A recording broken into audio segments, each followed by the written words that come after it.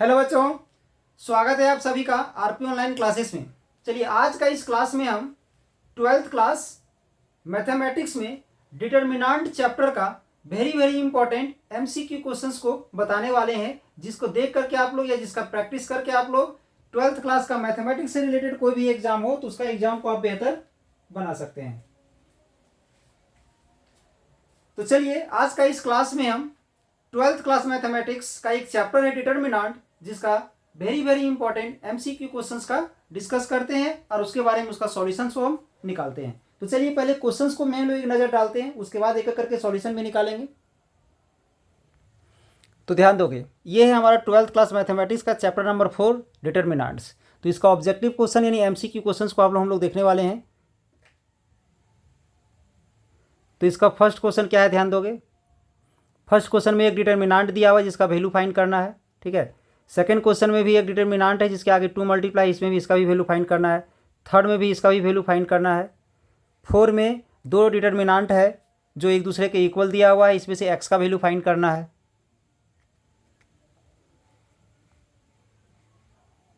Question number 5 में एक determinant दिया हुआ है और इसका ऑप्शन क्या होगा वो चेक करना है। तो ये आप लोग पढ़े होंगे एक्सरसाइज में कि किसी भी एक रॉ का एलिमेंट को लेके चलना है। सेम रॉ या सेम कॉलम का एलिमेंट होना चाहिए और उसी का डिटर्मिनेंट होना चाहिए।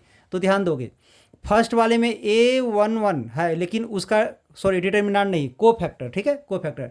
तो A11 है यहाँ, तो उसके आगे यहाँ पर कैपिटल A11 ही होना चाहिए था, बट यहाँ दूसरा कुछ है यानी वो नहीं होगा। बी में देखोगे सेम है, जो एलिमेंट है उसी का कोफैक्टर है।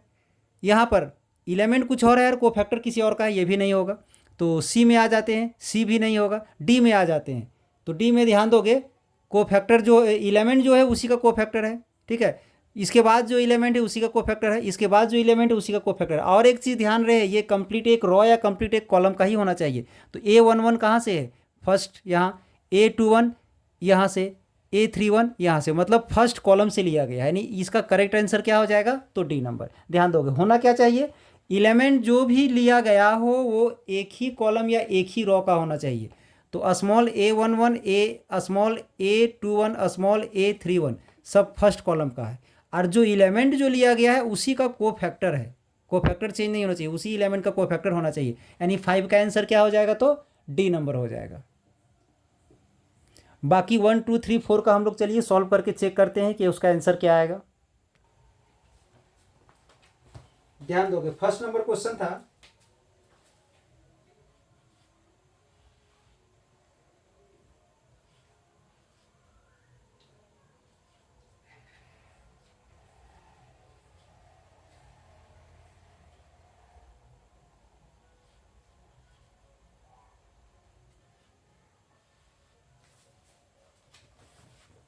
अब इस डिटर्मिनेंट को जैसे आप लोग जानते हो वैसे भी सॉल्व कर सकते हो, ठीक है। और नहीं तो एक चीज़ ये भी पता होगा कि अगर किसी एक रॉ या किसी एक कॉलम को लेके चलते हैं, सपोज कि हम इस फर्स्ट रॉ को लेके चलते हैं, ठीक है, फर्स्ट रॉ वाले एलिमेंट को लेके चलते हैं, तो फर्स्ट रॉ में क्या होता है, प्लस माइनस प्लस ऐसा कुछ होता है।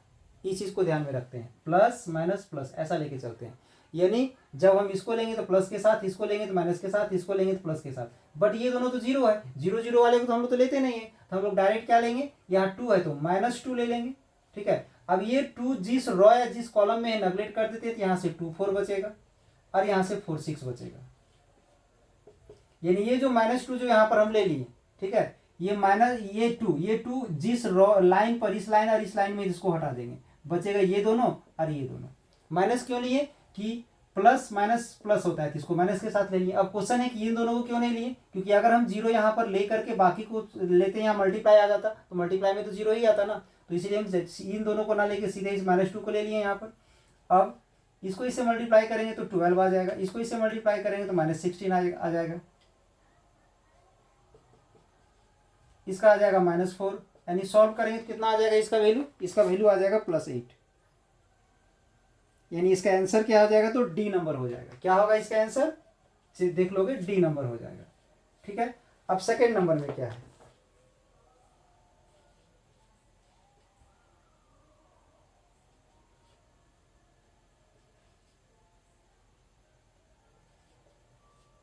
ये है सेकेंड नंबर। तो इस सेकंड नंबर को अगर सॉल्व करना है तो सेम वैसे ही सॉल्व होगा, इसको इससे मल्टीप्लाई किया जाता है और इसको इससे मल्टीप्लाई करते हैं तो 20 आ जाएगा, और बीच में हम लोग क्या करते हैं तो अपने से एक माइनस लेके चलते हैं, माइनस करेंगे तो आ जाएगा 15, यानी आंसर इसका आ जाएगा 30। तो 30 कहाँ पर है तो सी नंबर पर है, यानी इसका आंसर क्या हो जाएगा तो सी नंबर हो जाएगा। ठीक है, इसके बाद 3 नंबर देखते हैं हम लोग।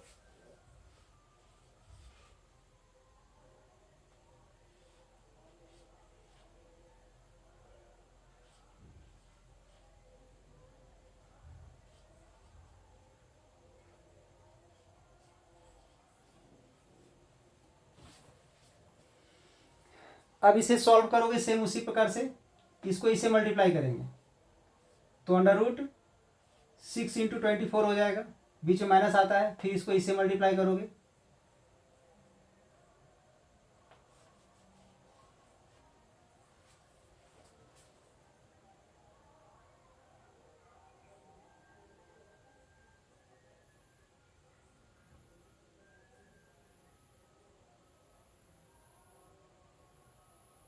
इसमें ऑप्शन में जो भी आंसर दिया हुआ है इसका,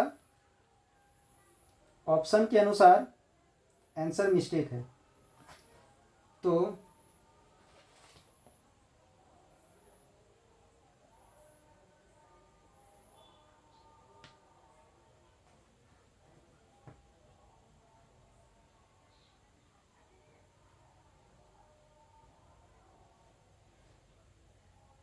देखते हैं क्या आता है सॉल्यूशन इसका।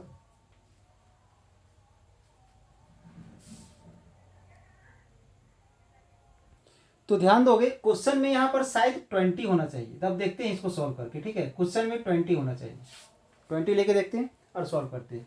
अब इसको इससे मल्टीप्लाई करोगे तो आ जाएगा √6 × 24, माइनस आता है बीच में, अब इसको इससे मल्टीप्लाई करोगे तो 5 × 20, इसका आ जाएगा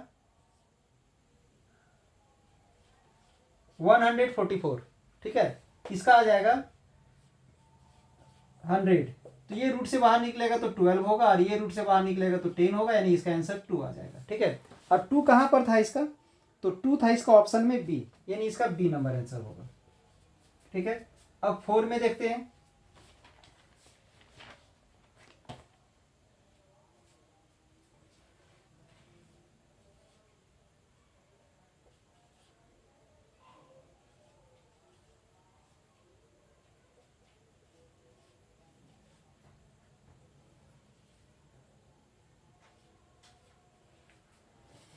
इसमें से x का वैल्यू हमें फाइंड करना है, तो करना कुछ नहीं है, इसको इससे मल्टीप्लाई करोगे तो x², इसको इससे मल्टीप्लाई करेंगे तो 36, और बीच में हम लोग माइनस लेते हैं, इस 6 को 6 से मल्टीप्लाई करेंगे 36 आ जाएगा, इस 18 को 2 से मल्टीप्लाई करेंगे तो 36 आ जाएगा, और माइनस बीच में माइनस, तो ये कैंसिल हो जाएगा, तो x² - 36 = 0 आ जाएगा।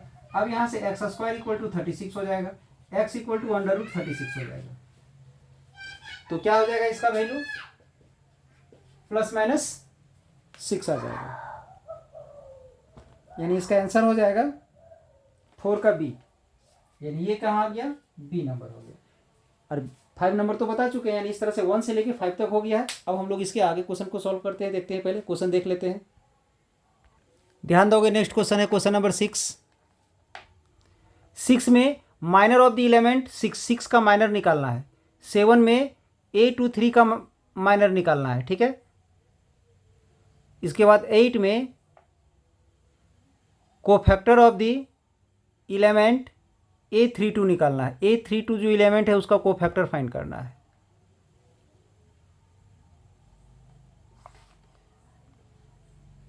नाइन में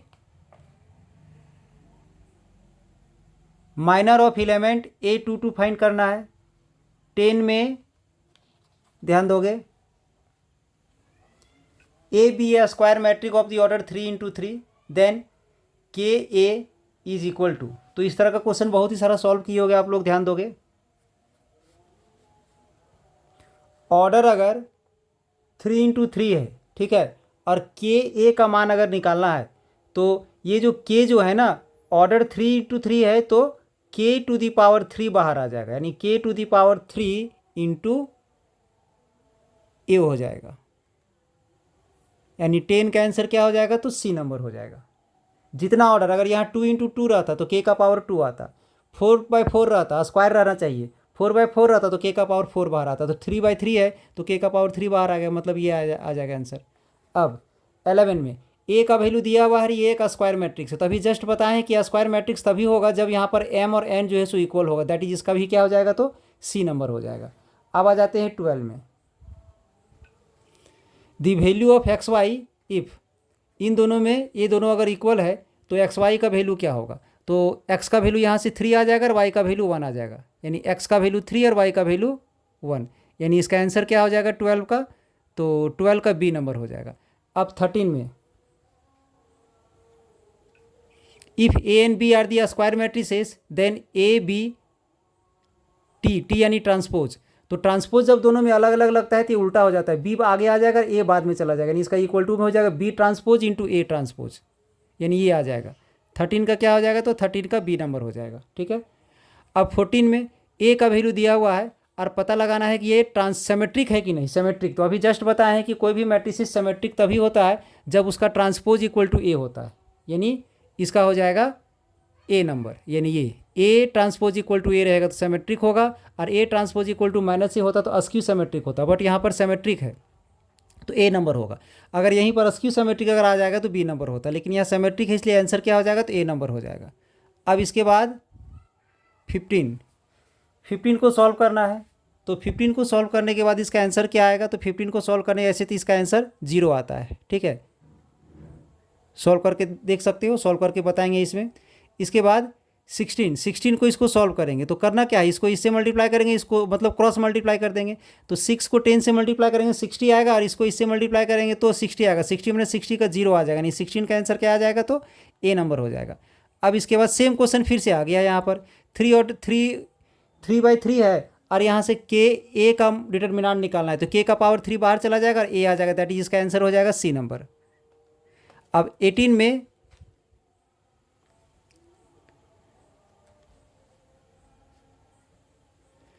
में है let A B any non singular matrices of the order 3/3 such that A का डिटर्मिनेंट 5 दिया हुआ है, एडजॉइंट ए का वैल्यू हमें फाइंड करना है, ठीक है। तो एडजॉइंट ए का वैल्यू एक्चुअली में होता क्या है, उसके लिए फॉर्मूला अगर आप लोग को पता है तो उसका वैल्यू हम लोग फाइंड कर सकते हैं। इसका वैल्यू अगर हम लोग फाइंड करेंगे तो इसका आंसर आ जाएगा ये 25। तो इस क्वेश्चन नंबर 18 को और क्वेश्चन नंबर 15 को हम सॉल्व करके बताने वाले हैं, ध्यान दोगे।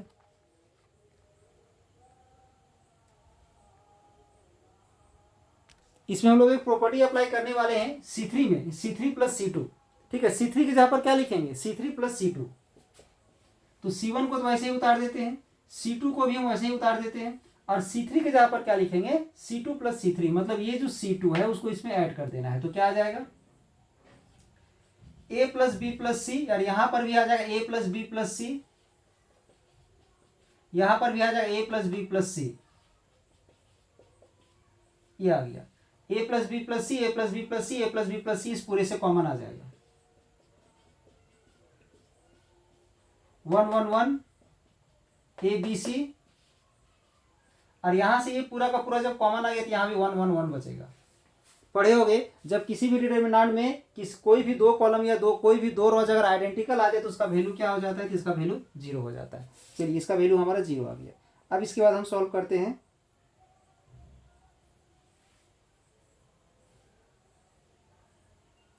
6 को, ध्यान दोगे 6 नंबर में 1 4 7 2 5 8 3 6 9 ये दिया हुआ है। इसमें निकालना क्या है, तो माइनर ऑफ द एलिमेंट 6, ये जो 6 जो है ना उसका माइनर निकालना है, ठीक है।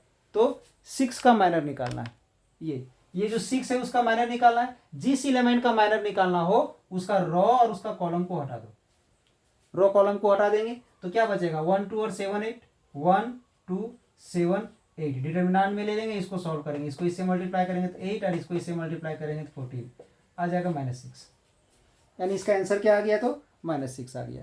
इसी तरह से क्वेश्चन नंबर 7 भी है, ध्यान दोगे।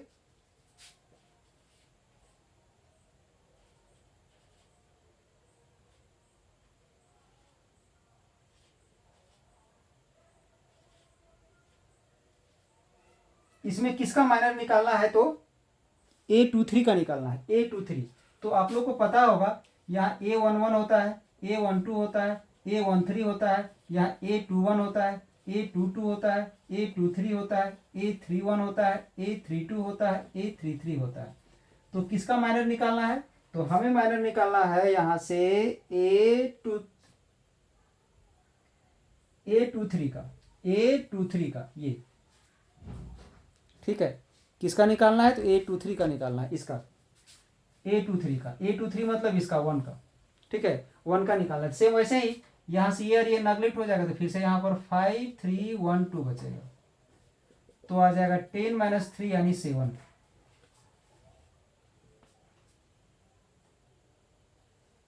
इसके बाद 9 नंबर भी वैसे ही है, 2 2 का निकालना था, उसको देख लोगे, ठीक है।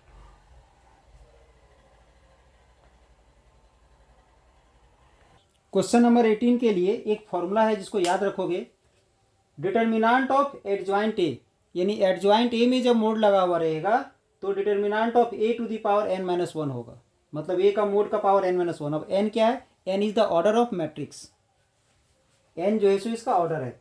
तो इसमें जो क्वेश्चन जो हमारा दिया हुआ है 18 में, ध्यान दोगे, let A B any non singular matrix of the order 3 × 3 यानी 3/3, ए का ऑर्डर 3/3 दिया हुआ है, such that A determinant equal to 5, A determinant equal to 5, और इसका ऑर्डर क्या है, तो 3/3, ठीक है। तो इसका वैल्यू फाइंड करना है, तो 3/3 है, तो यहाँ पर 3 - 1 से कितना आ जाएगा, 2 आ जाएगा। 3/3 है तो 3 - 1 2 आ जाएगा, और इसका वैल्यू 5 है, तो 5 का पावर 2 यानी 25 आ जाएगा। यानी इसका आंसर क्या हो जाएगा, तो इसका आंसर हो जाएगा ए नंबर, ठीक है।